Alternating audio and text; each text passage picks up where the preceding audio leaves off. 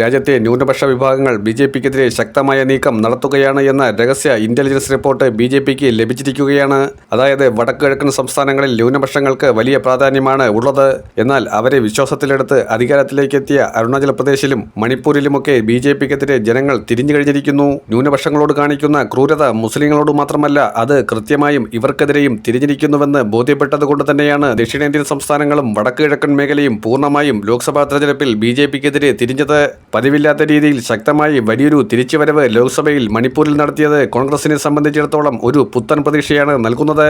ദക്ഷിണേന്ത്യൻ സംസ്ഥാനങ്ങൾ ബി.ജെ.പിക്ക് നഷ്ടമായതുപോലെ തന്നെ വടക്കുകിഴക്കൻ സംസ്ഥാനങ്ങളും ഏകദേശം നഷ്ടപ്പെട്ടിരിക്കുന്നു. ബി.ജെ.പിയെ സംബന്ധിച്ചിടത്തോളം ഈ രാജ്യത്ത് വർഗീയ ഭിന്നിപ്പുണ്ടാക്കുക എന്നതിനപ്പുറത്തേക്ക് രാജ്യത്തിന്റെ സുരക്ഷാ വീഴ്ചയെക്കുറിച്ചുള്ള ആലോചന ഒന്നും തന്നെ ഇല്ല എന്ന് പ്രതിപക്ഷം അതുകൊണ്ട് തന്നെയാണ് എടുത്തു വിമർശിച്ചത്.